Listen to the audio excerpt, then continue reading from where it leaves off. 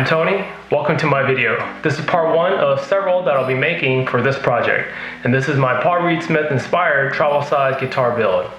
A lot of times in my travels, I often wish that I had a guitar around me that I could just pick up and practice on my skills. I know there are a lot of great travel size guitars on the market available right now, but at the same time, I've always wanted to build my own guitar, and so I figured this was the best opportunity for me to be able to do that. Okay, so what I have here is my Paul Reed Smith inspired design of a travel size. It is 8.5 inches wide by 11 3/4 tall from the upper bout to the lower bout. Now, I did not just simply take this Paul Reed Smith design and scale it down. What I initially found out from doing that was the upper bout's horns area were a little too small for me to fit my finger in comfortably and be able to access the higher frets. So I cut this design into 5 parts of the lower bout, the waist bout, and the upper bout into 2. And I resized them and recontoured them so that I could still get the general look of a Paul Reed Smith shape, but one that would at least allow me better playability. And so what I've done is I've taken $6 worth of wood from my local hardware store, and I had a very rough mock-up of the design. And I can get my hand in here. Now for this one, I do have a rectangle block for as part of the net pocket, but I'll be reshaping that to more of a curved design. But we'll see how that goes along the way. Now, I'm not a luthier, so there will be a lot of learning as I go throughout this process. So I may be asking some questions in the video, and if you happen to have any suggestions or tips, please feel free to comment below so that I may be able to consider them and incorporate them into this project. Now, to tell you about some of the materials that I'll be using, I have here for the back, it'll be mahogany. This is a 9-inch by 12-inch blank. I have 3 pieces because I also plan to make a few other builds. More to come on that. For the top, I have curly maple. Hopefully you can kind of see that. Try to rotate it a little bit. Yeah, it's very curly and runs pretty deep. Again, 3 pieces here. This one is about 30 inches long. And so what I plan to do is cut these in half generally and try to find the best pairing that will be for this guitar, and then subsequent builds as well. Also, I have a pre-made 24 fret maple neck, 25.5 inches scale. And the reason for the maple material versus the mahogany is I wanted a slightly brighter sound. At the same time, I wanted it to be able to withstand the various locations that I'll be taking it along with, whether it's the humid areas or the dry or cold or warmer areas. And it is bolt-on so that just in case, if I needed to, I could detach it for whatever reason. Now, if you can imagine, the size of this may look a little wonky with the headstock being so large, but as you can probably tell right here, I've also scaled that down and certainly will not fit any typical tuners, but part of the design is that it'll be a string through from the back all the way down to the body. That I'll illustrate here. It'll be string through here and to go through the back and into a tuner system that I'll be incorporating on the very back. It'll be inside the wood with a cover, so you won't be able to see it. But I'll explain that a little bit more in the future videos on this. So just to kind of show you how it might look, this is essentially how it will be in a rough manner. Okay. So the very next step now is to begin figuring out which pieces of a combination would be best for the top of this guitar build. Alright, let's get started. Of this process, I've labeled sections of the various boards. I'm using a clear sheet with the shape outline to compare figuring combinations, and I'm noting the pairings that I like best.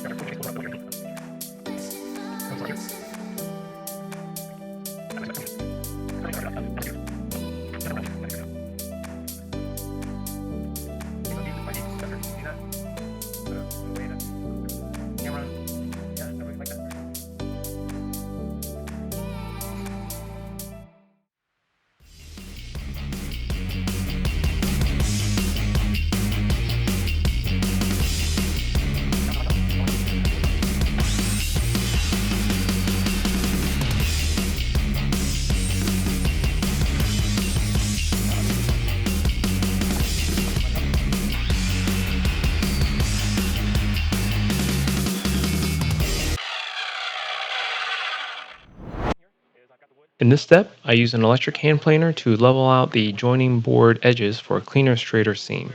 After aligning the boards, I fold the top face toward each other so that the seam surface is mirrored. This way the surface will be consistent as I plane them. I've marked the back side so I can keep track of it and where the seam is. As I clamp the boards together, I'm checking to make sure that the seam edges are flush with one another.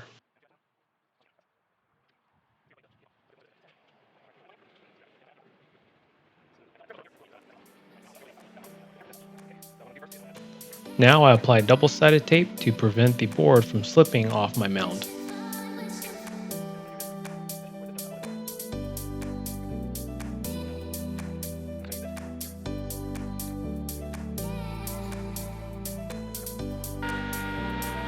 Now I'm new to this process, so I try to take off a minimal amount with each pass, up to about 3 or 4 passes.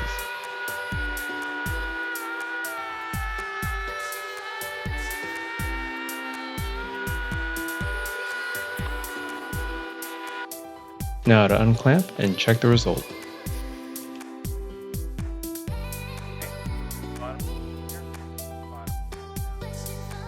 The moment of truth.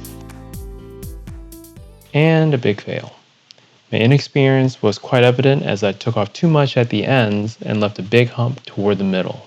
I actually attempted several more passes, but to no better result. So on to a different approach. Here I taped 120 grit sandpaper to a flat level beam and gently moved side to side in sanding down the hump in the middle.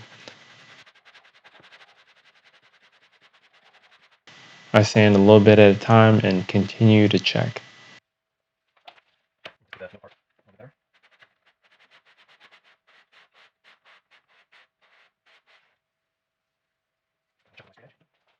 Then I check with a straight edge and place a light source behind the straight edge to make sure I've left no gap. That is, no light shines through.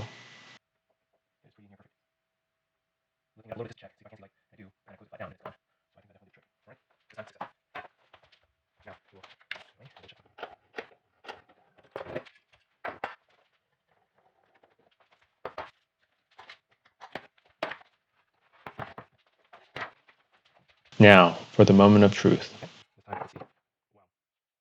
Success. Okay, so at this point, I have my top pieces together and I've just overlaid my whole template here just to see how it would look. I think it looks awesome. I did some light marking on the actual wood just so that I could see how they line up here. You may not be able to see it, but this is so that when I apply the clamps on the wood, I don't mar up some of the key areas that I will be retaining from after the carving. So next is to glue it up, and for that I'll be using Titebond. I've used this before on some broken headstocks and worked out pretty well.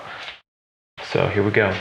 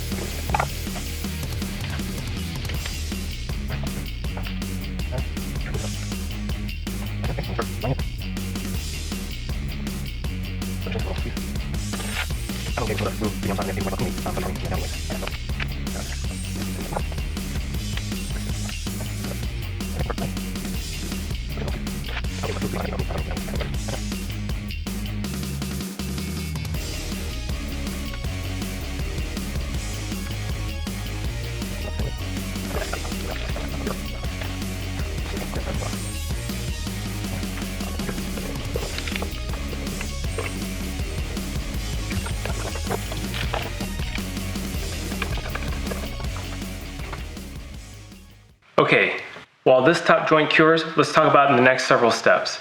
I know a lot of folks like to glue the top to the back prior to rough cutting it. For me, what I'm going to do is cut the top separately from the mahogany, and then I will glue them together. Part of the reason for me doing this is because the clamp that I'll be using, which I made from the scrap wood that I happen to have at home, is only 9.5 inches wide. And so with my top here being 12 inches wide, it's too wide for my clamp. So I'm going to cut them separately, and then I will glue them after the fact using these clamps. So with that said, let's select the mahogany back. Okay, so I have the mahogany blank bundle that I showed earlier.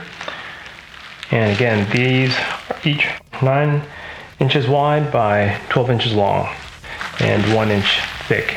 So let's get this opened.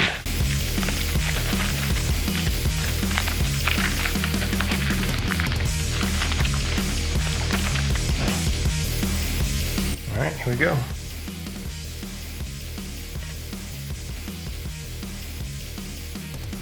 Very, very porous, just as everyone talks about.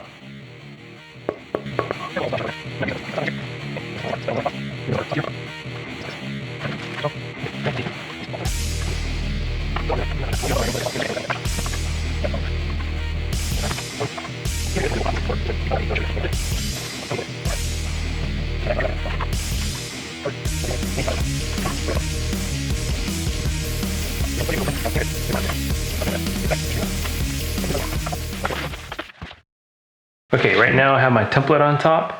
I'm just going to go ahead and put a hockey puck on there for just a little bit of weight.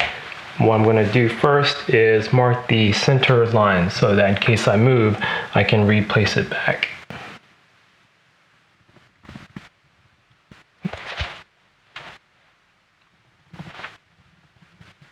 Now I'm going to start tracing. Trying to get as close to the edge as possible.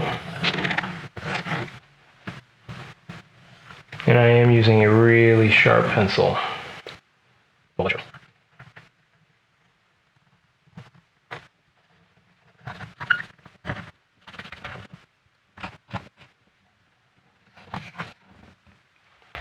see how that looks now. Not sure if you can see it, but at least from me, I will be able to tell when I actually start cutting this. And it'll be very rough. Okay, I've let this thing cure for 24 hours now. Let's unclamp it.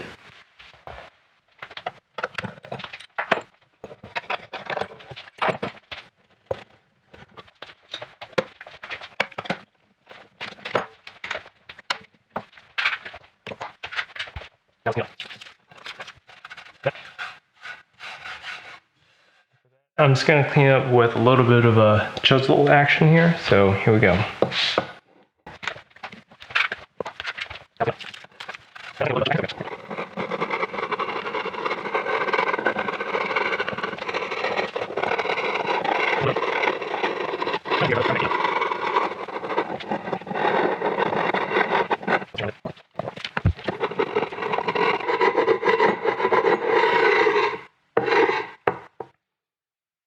I think in hindsight, what I probably should have done was to take masking tape along the edge here, leaving just maybe a millimeter of space before I actually glued it together.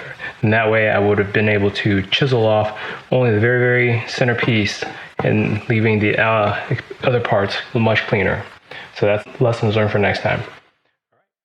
So we're ready for tracing. I'm going to put my template back on here just to make sure I'm comfortable with the placement, whether it's closer to one edge or the other. And I think I'm pretty happy with this part, so closer to this edge. That way I can get some of this curliness down in here. Yeah. Okay, so probably about a 1/4 inch from the bottom there. Okay.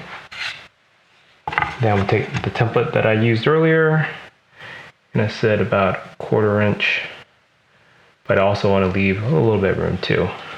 So I'm going to line up the center there. Yeah, that's pretty good. All right, so again, I'm going to put my puck here for just some general assistive weight. And I'm going to take a pencil and start lightly going around. Here we go.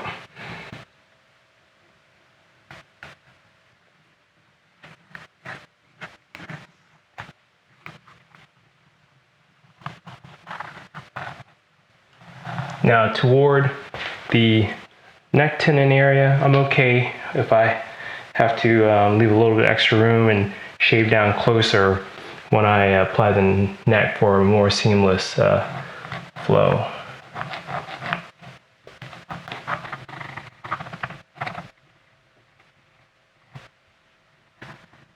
Okay, I find it. Control here. Is line? Yeah. It's very easy because I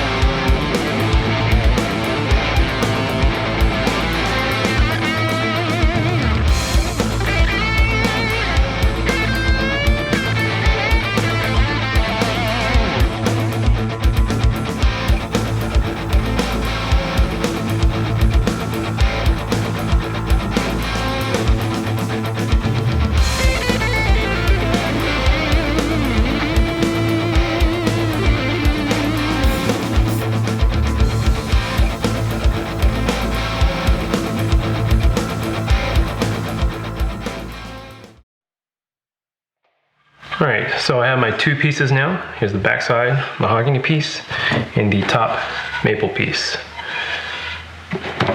I need to join these both. Before I do that though, one thing I realized of a mistake is I did not cut the neck pocket to the line, which I should have done, would have allowed me to align them much easier. Instead, what I've done at least is marked where the edge of the back blank should line up. So initially I'm gonna have to kind of do an reverse upside down joining, then I'll flip it over and align until it's right. Okay, so now I'll just clean off the surface, any kind of debris.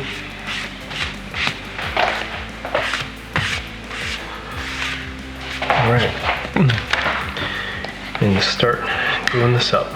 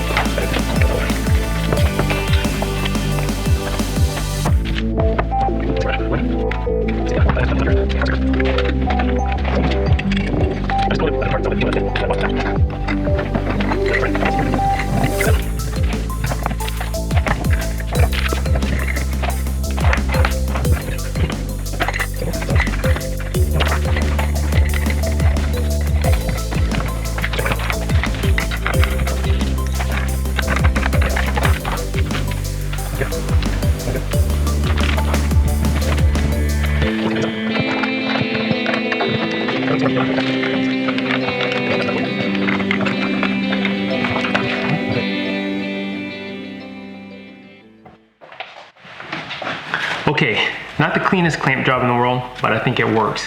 So now I'm gonna let this sit for a good 24 hours secure before I move on to the next steps. And for that, in the next video, I'll be doing a finer cut around the edge, getting it prepped for routing. I'll round around the whole body, and probably round off the corner in the back using roundover bits. Not sure if I'll be using 1/4 of an inch radius or 1/8 of an inch radius. If you have any experience and recommendations, please comment down below. That would really help me out. Until then, if you've enjoyed this video, please hit that like button. All right, thanks for watching.